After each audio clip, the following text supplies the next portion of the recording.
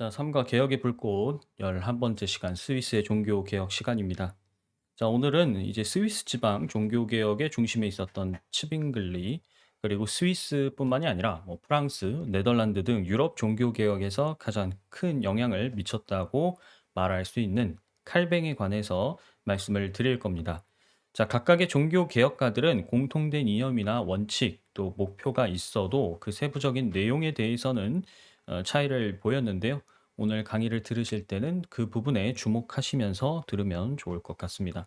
오늘은 조금 분량이 길기 때문에 속도감 있게 강의를 진행하도록 하겠습니다. 자, 오늘 강의는요, 츠빙글리의 개혁, 그리고 프랑스의 박해와 칼뱅, 마지막으로 제네바와 종교 개혁 순서대로 보도록 하죠. 먼저 첫 번째로 츠빙글리의 역사부터 보도록 하겠습니다. 츠빙글리는 1484년 1월 1일 스위스의 빌트하우스라는 곳에서 태어났어요. 루터랑 고작 7주 차이밖에 안 났습니다. 그래서 루터와 같은 시기에 교육을 받고 또 활동을 했는데요. 츠빙글리도 이제 역시 비엔나 그리고 바젤이라는 곳에서 인문주의 교육을 받았고요. 특히 그리스어와 라틴어에 능통했다고 해요. 그가 이제 바젤에 있었을 때 홈스와 직접 교류를 했고 그의 사상에 큰 영향을 받게 됩니다. 제가 그 전에도 소개를 드렸습니다만 에라스무스는 바젤 대학에서 당시 유럽에 흩어져 있던 수천 개의 그리스어 성경 필사본을 비교 분석하는 작업을 했었어요. 그리고 이것을 바탕으로 그리스어 신약 성경을 출판했었습니다. 이것은 루터만이 아니라 츠빙글리 그리고 다른 많은 개혁 신학가들 그리고 학자들에게 굉장히 중요한 기초 연구 자료로 활용이 되었습니다. 츠빙글리는 에라스무스가 편찬한 이 그리스어 성경을 읽고 공부하면서 가톨릭 교회의 많은 행보에 의문을 가지지 않을 수가 없었어요. 그리고 그가 얼마나 열심히 공부를 했는지 이 그리스어 성경을 통째로 다 외워버릴 정도였다고 하죠. 당시 스위스에는 독일의 이 테첼처럼 삼손, 이 독일어 발음으로는 잠손이라고 하는데 이 삼손이라는 사람이 면벌부 장사를 벌이고 있었습니다. 루터가 그러했던 것처럼 츠빙글리도 이런 장사 행위를 견디기 힘들었고 1519년에 이제 취리히의 그로스민스터 교회의 목사로 부임하면서 본격적으로 개혁의 행보를 걷기 시작했어요. 우선 츠빙글리는 이 마태복음부터 신약 성경 강해 설교를 시작하였습니다. 이 설교 시리즈가 완성되기까지 무려 6년이나 걸렸다고 해요. 그리고 신약 성경 강해가 끝나고 나서 구약 성경 강해 설교도 이어갔습니다. 기존에 이제 가톨릭 교회는 의식 중심의 그런 성사였기 때문에 짧은 설교를 했죠. 사람들이 이 긴 설교를 듣는 것에 굉장히 힘들어했다고 해요. 일단은 강의 설교니까 치빙글리가 성경 한 구절 한 구절을 읽고 그걸 짚어가면서 해석을 했을 거예요. 그러니까 사람들은 당황했을 뿐만 아니라 이렇게 오랜 시간 앉아서 설교를 듣는 것 자체에 불편함을 느꼈죠. 하지만 복음이 무엇인지 이해하게 되면서 이제 이 청중들도 설교를 듣는 것이 기대가 되고 즐거워졌습니다. 자, 이렇게 이 신약 성경부터 시작해서 즉 복음에서부터 시작해서 차근차근 출발한 치빙글리가 이제 가톨릭 교회의 비성경적인 교리나 전통도 폐지하기에 이릅니다. 그 당시에는 이제 사순절이 있었죠. 뭐 지금도 지키는 곳이 있지만 사순절은 부활절 전에 40일 이 기간을 말합니다. 영어로는 이제 카니발이라고 하죠. 그 이유는 고기를 먹지 않았기 때문입니다. 엄밀히 말하면 고기, 기름, 달걀을 먹지 않는 거예요. 이 40일 동안. 근데 당시에 이제 이 소시지를 먹은 사람이 발각이 된 겁니다. 그런데 치빙글리는 성경에 금식이 명시되어 있지 않기 때문에 사순절 기간에 소시지를 먹은 것이 전혀 문제될 것이 없다라고 변호해 주고 오히려 이런 금식 전통을 폐지했어요. 그리고 츠빙글리 같은 경우에는 예배당이 이 당시에는 이제 가톨릭 교회에서는 예배당에 이 제단이 있었거든요. 그 제단도 없애버렸고 당연히 미사도 폐지를 했습니다. 그리고 루터보다 조금 더 엄격한 개혁을 추구했다는 것이 이제 드러나는데요. 그는 교회 안의 성상이나 십자가 형상도 비판을 했어요. 루터의 경우에는 이 교회 안에 있는 성상 자체를 죄악시하지는 않았습니다만 츠빙글리는 성상도 무조건 제거해야 된다. 이런 의견이었어요. 그리고 1524년에는 일부 시민과 개혁가들이 취리 교회에 들어가서 성상이나 성화를 철거하거나 파괴하는 일이 일어났습니다. 그래서 시의회가 나서서 이제 이런 과정을 직접 감독하기로 결정을 해요. 그래서 무질서하게 막 다 때려 부수고 이런 게 아니라 질서 있게 교회에서 이제 성상이나 성화를 철거하는 작업을 진행합니다. 이런 과정에서 츠빙글리는 뭐 성경에 없는 예배 요소, 그리고 사람들의 주의를 산만하게 한다, 우상 숭배의 위험을 초래할 수 있다, 뭐 이런 이유로 교회에 있는 오르간까지 전부 다 철거를 했습니다. 그러니까 좀 더 엄격한 철저한 개혁의 신조를 가지고 있었던 것이죠. 츠빙글리의 개혁은요, 시의회의 협력 아래 루터와는 조금 다른 방식으로 이루어졌습니다. 이따 칼뱅도 나오겠지만 우리가 스위스라는 이 작은 나라의 특수성을 이해해야 돼요. 스위스는 나라가 작기 때문에 시마다 시의회가 있고 그것이 하나의 국가라고 생각을 하셔야 됩니다. 시 하나하나가 다 독립국가예요. 스위스가 지금의 하나의 연방이 된 것은 그렇게 오래된 역사가 아닙니다. 사실 스위스는 이 시가 독립국가로서 존재했던 역사가 훨씬 더 길어요. 종교 개혁에 있어서 시와 교회는 거의 하나라고 보셔야 됩니다. 스위스의 이 당시에는 국가 교회 형태였던 거예요. 물론 그 당시에 다른 나라가 다 그랬지만 스위스는 시 하나하나가 다 하나의 정부였던 것입니다. 일단은 종교적인 개혁에 있어서 츠빙글리가 주도권을 잡았던 것은 확실합니다. 그러나 이 세속 권력에 있어서는 당연히 시의회를 존중할 수밖에 없어요. 이제 시의회가 만약에 츠빙글리를 두둔한다면 이 취리에 있는 가톨릭 교회가 뭐 딱히 조치할 수 있는 방도는 없습니다. 이게 이제 그러니까 스위스에 있는 각 시가 자기 성향에 따라서 이제 선택을 하는 거예요. 가톨릭 교회로부터 독립을 해서 우리 도시 내의 종교 문제는 우리가 직접 해결하고 싶어. 그러면 개혁파를 따라가는 거고요. 그게 아니라고 한다면 그냥 가톨릭파에 남아 있게 되는 것입니다. 취리시 같은 경우에는 이제 독립적으로 시 내의 종교 문제를 직접 결정하는 자율성을 확보하고 싶어 했고, 또 이 츠빙글리는 용병 제도에 강력하게 반대를 했었습니다. 스위스는 이때도 이제 용병업으로 돈을 많이 벌고 있었는데 그도 직접 이 전투에 참여했다가 끔찍한 이 현실을 보고서 '아 이건 절대 하면 안 되는 것이다.' 이제 이런 의견을 갖게 되었거든요. 그러니까 이제 이런 부분이 취리 시하고도 좀 의견이 잘 맞았다 이렇게 볼 수 있겠죠. 1523 년에 시의회는 츠빙글리와 가톨릭 교회 이 두 측을 초청을 해서 대토론회를 열었습니다. 토론회에 600 명이 넘게 참석을 했다고 하는데요. 이 토론회에서 츠빙글리가 67개 논제를 제시하면서 가톨릭 교회 측에 공세를 펼쳤고, 가톨릭 교회에서는 주교 대신에 대리인이 참석했는데 이 대리인이 제대로 된 반박을 하지 못했다 그래요. 츠빙글리의 논제에는 그리스도께서 유일하고 영원한 최고의 제사장이다. 미사는 희생 제사가 아니다. 결혼은 모든 인간에게 허락하셨다. 성경에는 연옥이 없다. 등과 같은 이제 주요 개혁 신학의 논점이 포함이 되어 있었습니다. 토론이 끝나고 나서 이제 시의회가 츠빙글리의 승리를 선언하면서 취리시의 다른 목사들도 츠빙글리처럼 복음을 전파해 달라 이렇게 공식적으로 발표했다고 해요. 자, 이랬던 츠빙글리가 루터와 연대를 모색하지 않았느냐? 그렇지 않습니다. 나이도 거의 같고 그다음에 같은 시대에 활동을 했잖아요. 츠빙글리가 이제 루터보다는 좀 더 급진적이고 엄격한 개혁을 추구했던 건 있지만요. 그럼에도 가톨릭 교회를 대항한다는 측면에서는 이 두 세력이 연합하면 당연히 좋겠죠. 힘을 합치면 좋을 거예요. 그렇기 때문에 당시에 이제 헤센의 영주가 주선을 해서 마부르크라는 독일 마부르크라는 곳에서 회담이 열립니다. 이것을 마부르크 회담이라고 하는데요. 이 회담에서 루터와 츠빙글리가 만납니다. 그리고 15개 교리 중에서 14개 조항에 합의를 했는데 문제는 단 한 가지 교리에 서로 합의를 하지 못하게 되었어요. 그것이 무엇이었느냐?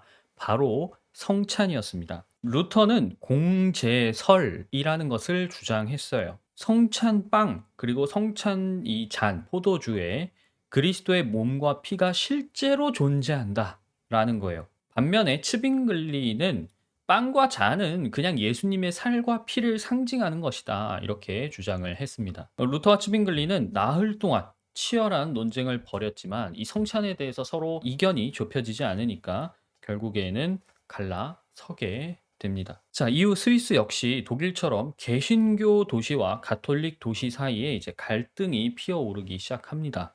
1529년에 신교파와 구교파, 즉 개혁파와 가톨릭파가 카펠이라는 곳에서 대치를 했는데 이 처음 충돌은 전쟁을 하지 않고 전투를 하지 않고 협상으로 잘 마무리를 했어요. 이거를 1차 카펠 조약이라고 하는데요. 이 카펠 조약에 따라서 각 주가 원하는 종교를 선택해라 이렇게 결정을 했었습니다만 이후에 가톨릭 주들이 계속 신교를 방해한다거나 용병업을 포기를 하지 않았어요. 그러니까 개혁파 주들, 도시들은 용병업을 하지 말자라는 게 공통된 의견이었고 가톨릭 교회파는 이제 용병업으로 돈을 많이 벌었었기 때문에 이 용병업을 지속해야 된다라는 이 생각이 좀 있었습니다. 그래서 요런 부분에서도 충돌이 좀 있었는데 2년 뒤인 1531년에 결국에는 이 갈등이 전쟁으로 터지고 맙니다. 이 갈등이 계속되는 과정에 취리를 포함한 이제 개혁파 주들이 도시들이 가톨릭 도시에 대한 식량 봉쇄를 단행해요. 그러니까 가톨릭 도시 연합이 기습 공격을 감행하면서 카펠에서 다시 큰 전투가 벌어집니다. 그리고 안타깝게도 츠빙글리는 이 전투에 종군 목사로 참전을 해요. 근데 전투 중에 부상을 입습니다. 그리고 이 적군에게 잔인하게 살해당했다고 기록에 적혀 있어요. 이 전투에서 2차 카펠 전투에서 신교파 연합, 개혁파 연합은 아주 크게 패하고 맙니다. 그래서 츠빙글리가 이 전투에서 죽었기 때문에 스위스의 종교 개혁이 잠시 주춤하는가 싶었어요.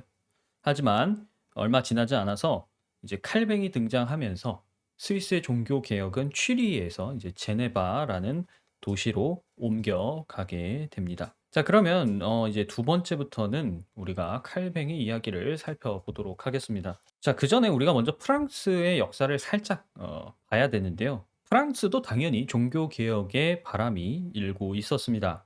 자, 자크 르페브르라는 사람은 루터보다 더 먼저 이 프랑스 지역에서 오직 믿음으로 말미암는 라는 복음의 본질을 전파하고 있었고요. 시편 주석, 바울 서신 주석을 출판하면서 가톨릭 교회의 문제점을 비판을 하고 있었습니다.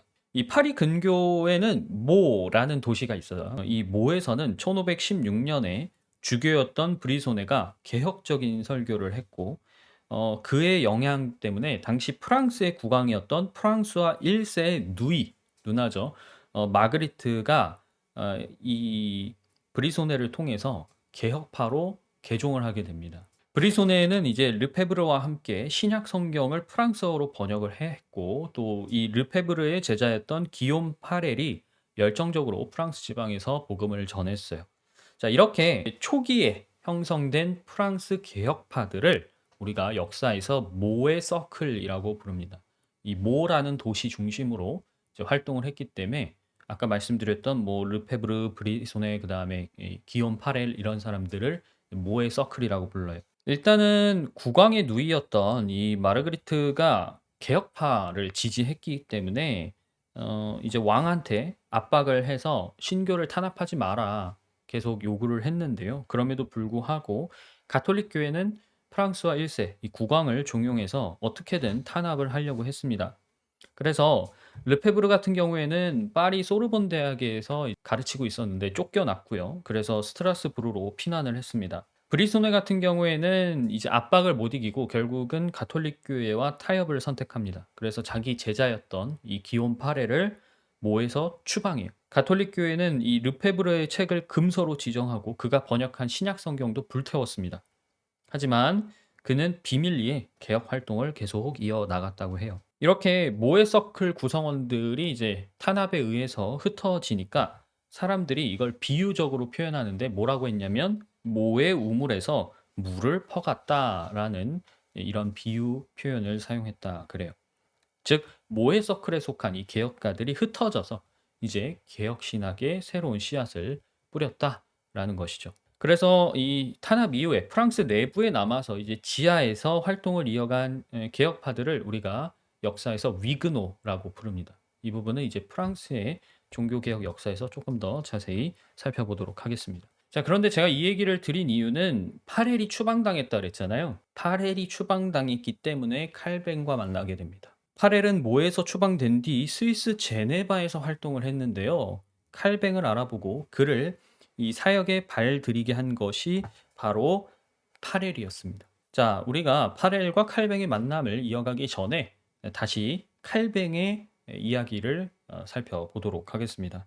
자, 칼뱅은요, 1509년 프랑스 북부 누아용이라는 곳에서 태어났습니다. 프랑스 사람이에요. 칼뱅은 14살에 파리로 올라와서 마르슈 대학에서 인문학과 라틴어, 그리고 몽테규 대학에서는 존 위클리프, 얀 후스, 루터의 사상을 배웁니다. 즉 개혁 신학을 배운 거예요. 그런데 중간에 노선을 틉니다. 사실은 이제 이 신학을 공부한 것도 아버지 때문에 한 건데 아버지가 중간에 그거 하지 말고 법학을 공부해라 그래가지고 오를레앙에서 법학을 공부합니다. 그리고 이때 독일 출신의 볼마르 교수에게 그리스어를 배웠다고 해요. 최종적으로는 1523년에 브루즈 대학에서 법학 박사 학위를 취득합니다. 칼뱅도 당시 유럽을 휩쓸고 있었던 종교 개혁의 불 속에 있었지만 그는 어디까지나 학자로서 살아왔던 사람이에요. 아까도 말씀드렸지만 칼뱅의 진로는 아버지의 입김에 휘둘렸습니다. 이 칼뱅의 아버지는 성당에서 재무관으로 일했는데 지역 유지들과 교류를 하면서 아들이 출세했으면 좋겠다는 생각을 한 거예요. 당시 프랑스에서 평민이 성공할 수 있는 가장 확실한 진로가 무엇이냐? 성직자입니다. 성직자. 그래서 칼뱅을 파리로 보내가지고 신학 교육을 시켰던 거예요. 그러나 그가 일련의 사건으로 교회를 불신하게 되면서 아니야, 법조계가 더 좋은 직군인 것 같아. 그래가지고 아들한테 야, 법대를 가라. 그렇게 말을 한 것이죠. 그래서 젊은 날의 칼뱅도 막 대단히 종교에 열성적인 사람은 아니었어요. 물론 그가 이제 젊은 날에 신학 교육을 받았고 루터의 사상에도 감명을 받았습니다만 그는 결국에는 성공한 인문주의자, 즉 학자였어요. 자, 그랬던 칼뱅이 1533년에 갑작스러운 회심을 경험하게 됩니다. 기록에 그가 도대체 어떻게 이렇게 갑작스럽게 회심했는지 그 경위가 자세히 나와 있진 않아요. 하지만 성경 원문과 개혁가들의 저서를 공부하던 그가 같은 해 이제 적극적인 개혁가로 변모를 하기 시작합니다. 그 첫 시작은 이제 회심이 1533년이었는데 그해 11월, 1월 만성절이죠. 이 만성절에 칼뱅의 친구였던 니콜라 콥이 파리 왕립대학의 총장으로 취임을 합니다. 그런데 이 콥이 취임 연설에서 마태복음에 근거한 복음, 값없는 하나님의 은혜, 예수님의 약속을 믿는 복음을 얘기한 거예요. 프랑스에선 뒤집어질 노릇이죠. 아시다시피 프랑스는 강력한 가톨릭 국가이기 때문에 프랑스가 난리가 난 겁니다. 자, 그런데 이 콥의 연설문을 칼뱅이 도와줬다, 작성하는데. 이런 소문이 퍼지면서 칼뱅도 타겟이 돼요, 정치적으로. 그래서 프랑스 국왕이 콥과 칼뱅 두 사람을 다 소환을 하는데 이제 두 사람이 모두 이때 파리를 탈출하게 됩니다. 칼뱅은 프랑스를 벗어나서 이때 스위스 바젤로 향합니다. 그 사이 1534년에 프랑스에서는 이제 대대적인 박해가 일어나요. 이때 개혁파, 신교파 수십 명이 화형을 당하고 또 수백 명이 투옥되거나 추방되었습니다. 칼뱅의 친구, 또 칼뱅의 지인 여럿도 이 박해 때 많이 죽었다고 해요. 그는 이 프랑스에서 박해받는 이 개혁 신앙을 변호하고자 1536년에 그 유명한 기독교 강요를 출판했습니다. 기독교 강요라는 것은 기독교의 핵심 교리를 정리했다라는 거고요. 오늘날까지도 이 책이 종교개혁 신앙을 가장 논리적이고 체계적으로 정리했다라는 평가를 받고 있습니다.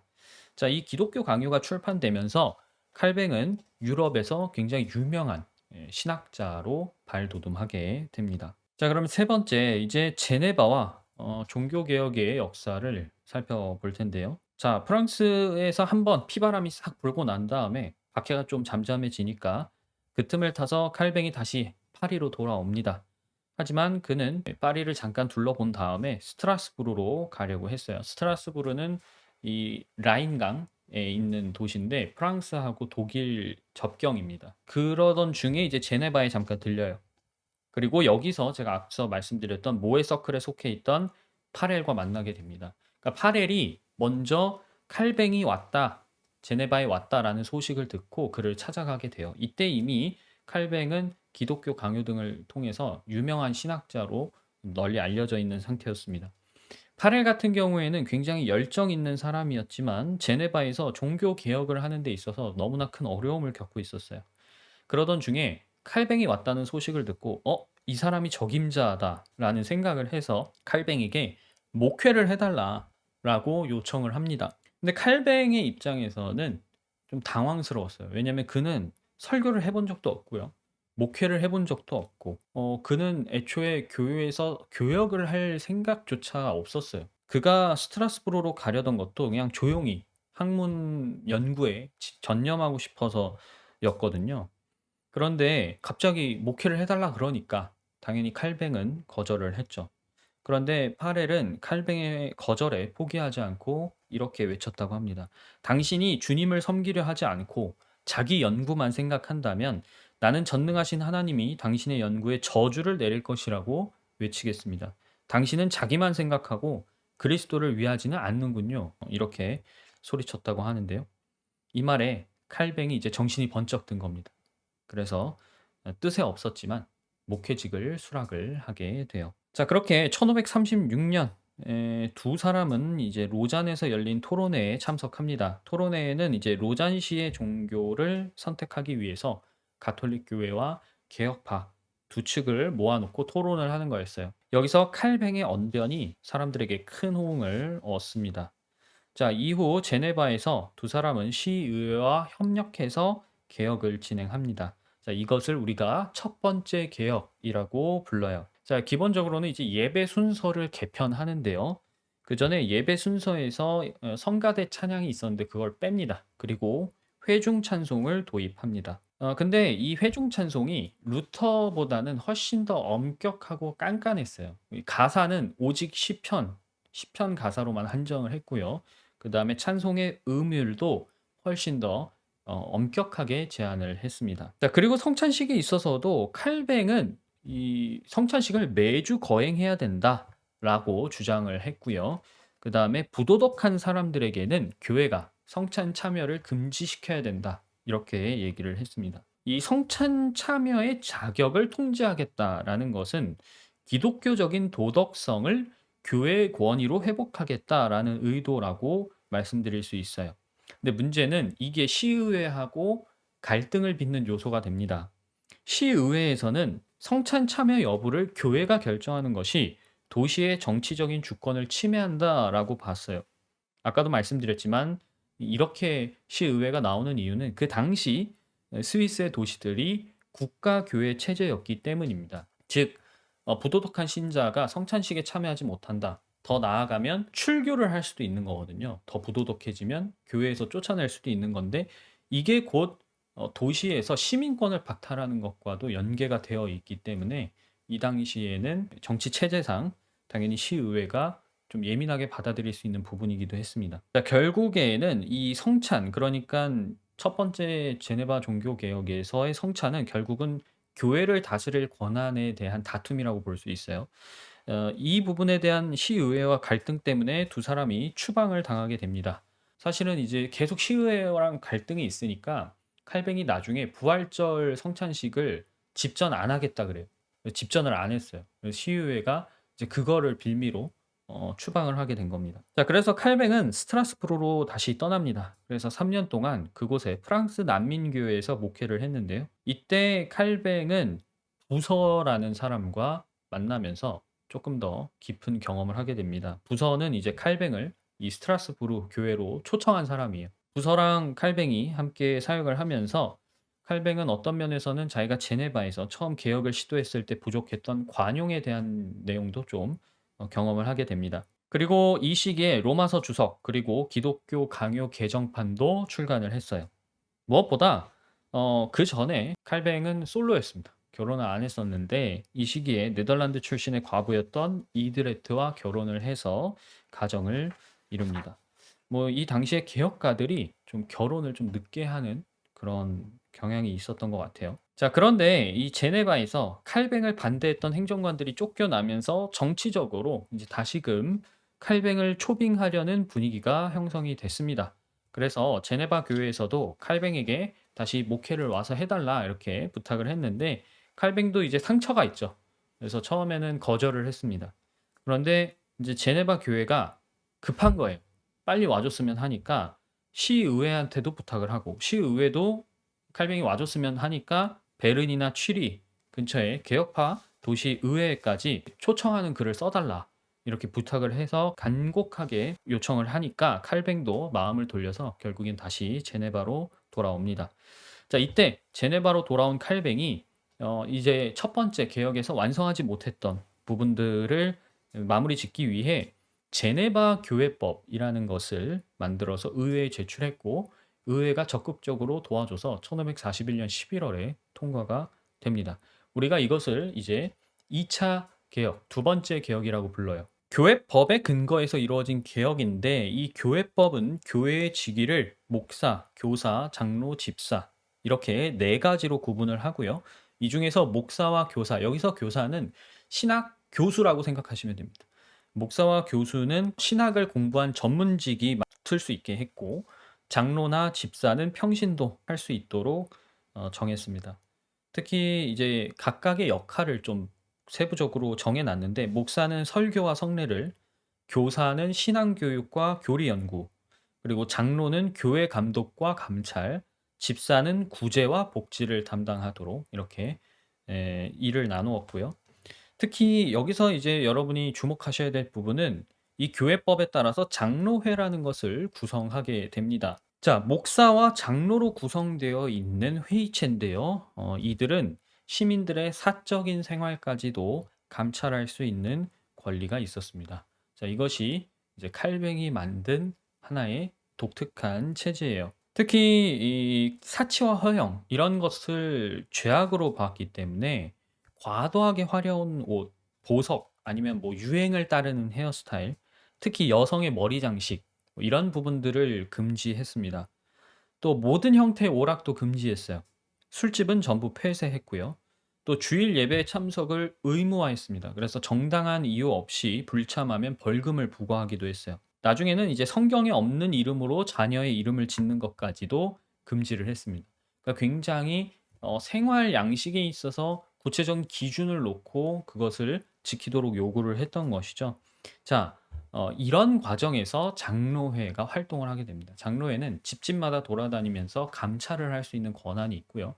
만약에 이러한 이게 어쨌든 법으로 제정되어 있기 때문에 이러한 법을 준수하지 않는 가정이 있다, 사람이 있다라고 한다면 이제 징계를 할 수 있고 만약에 이게 법적인 처벌을 해야 된다라면 시의회에 이관을 시킬 수 있는 그러한 권한이 있었습니다. 자, 그런데 이제 이런 협의 과정에서 목사와 교사를 임명하는 거, 그다음에 교회가 징계를 해도 그걸 실질적으로 처벌하는 거, 그다음에 출교, 교회에서 이제 쫓아내는 이 권한 자체는 시의회에 주는 것으로 타협을 했죠. 자, 여러분이 여기까지만 보셔도 아시다시피 이 정부, 정치적인 기관과 교회, 종교적인 기관이 거의 뭐 하나처럼 때려야 뗄 수 없는 관계로 이어져 있다라는 것을 보실 수 있을 겁니다. 어쨌든 제네바는 이렇게 제네바 교회법을 통해서 완전히 개혁 종교적인 개혁파적인 도시로 새롭게 태어났어요.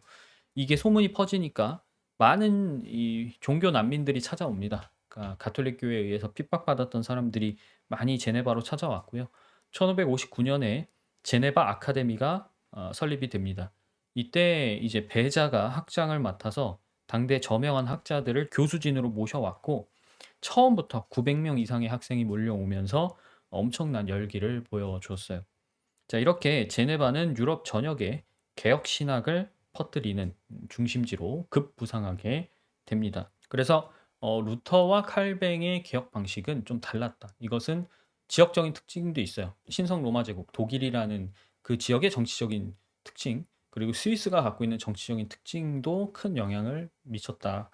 이렇게 말씀드릴 수 있을 것 같네요. 자, 마지막으로 이제 여담인데 칼뱅이 가장 비판받는 대목 중 하나가 이제 세르베투스의 처형입니다.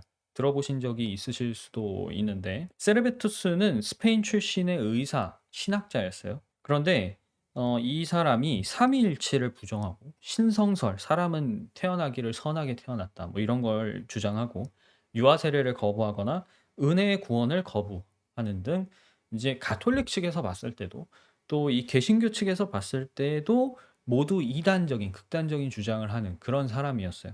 그래서 아주 예전부터 세르베투스는 양측 모두의 이단으로 낙인이 찍혀 있었습니다. 그가 이제 프랑스 리옹에서 도피를 해서 제네바로 넘어오게 되는데 칼뱅이 이 사실을 확인하고 시의회에 알리게 됩니다. 사실 이 두 사람은 그전에 한참 전에 만날 기회가 있었어요. 그런데 세르베투스가 이제 약속 장소에 안 나오면서 사실 만나질 못했었거든요. 자 근데 시의회에서 이제 칼뱅의 얘기를 듣고 이 세르베투스를 체포하게 됩니다. 물론 칼뱅은 그를 고발했고요. 재판 중에 주요 증인으로 참석을 했습니다. 그리고 그가 시의회에 의해서 화형 선고를 받았을 때 형이라는 심판을 받는 것은 정당하다라고 여겼습니다. 물론 그럼에도 불구하고 칼뱅은 화형이 아니라 참수형으로 바꿔달라라고 시의회에 요청을 하긴 했어요. 물론 시의회는 거절했지만요. 이 사건에서 칼뱅이 세르베투스의 죽음을 직접 명한 것은 아닙니다. 하지만 그를 고발했고 재판 중에 유죄를 강력히 주장했고 처형 자체를 정당하다고 여긴 것은 부정할 수 없는 사실이죠. 이것은 당시 이단자를 처벌해서 사회의 종교적 질서를 유지하는 것이 국가의 의무다라고 여기는 전형적인 중세 유럽의 사회관념을 보여주는 사례라고 할 수 있습니다. 오늘날 당연히 우리 입장에서는 '아니 뭐 저런다고 사형을 시키냐.'라고 할 수 있겠지만 당시 사회적 풍습이나 특히 칼뱅이 추구했던 엄격한 종교적 원칙이 있죠. 보면 루터보다 훨씬 더 엄격하잖아요. 생활 양식까지 규제를 하잖아요. 그런 부분에 대해서 본다면 당연히 이런 비관용성이 당시 스위스 지역의 특징과 맞물려서 전혀 이해를 하지 못할 일은 아니지 않나라는 생각을 좀 해 봅니다. 자 오늘은 함께 그래서 치빙글리와 칼뱅의 종교 개혁 역사를 쭉 살펴봤습니다. 정리를 하자면요. 루터와 동년배였던 이 치빙글리가 같은 에라스무스의 성경 원문을 공부하면서 가톨릭 교회의 개혁을 주도했었습니다. 두 사람이 연합을 모색하지 않았던 건 아니에요. 하지만 성찬식을 둘러싼 이견을 좁히지 못하면서 두 세력이 힘을 합치지 못했습니다. 두 번째로 프랑스에서 또 이제 종교 개혁의 바람이 불었을 때 대대적인 박해가 한번 일어나죠. 이때 개혁파 인물들이 많이 밀려납니다. 그중에 스위스로 피신했던 이 파렐이 칼뱅을 초청하면서 치빙글리의 뒤를 이어서 이제 취리히가 아니라 제네바라는 곳에서 스위스의 종교 개혁을 이어가게 됩니다. 자, 세 번째로 그러면 칼뱅의 종교 개혁 특징은 무엇이냐? 교회법이에요. 법을 통해서 그가 법학 박사를 받았잖아요. 법을 통해서 이 토대를 놓았다는 것, 그리고 그 안에서도 장로회가 특징이라는 것을 여러분이 기억하시면 되겠습니다. 그러면서 이 개혁 자체가 굉장히 엄격한 규율을 요구했다는 것. 특히 이제 칼뱅으로부터 유럽 전역에 이러한 개혁 신학이 뻗어나가게 됩니다. 그러니까 횃불은 루터가 들었는데 실질적으로 이런 개혁 신학을 멀리 퍼뜨리게 된 것은 칼뱅이 하게 돼요. 그러면서 사실상 이 칼뱅이 만들었던 이런 장로교의 기틀은 나중에 스코틀랜드로 가서 잘 형성이 되게 됩니다. 이 부분은 이제 다음 시간 영국 종교 개혁 시간에 자세히 말씀드리겠고요. 오늘 강의는 그러면 여기서 마치도록 하겠습니다.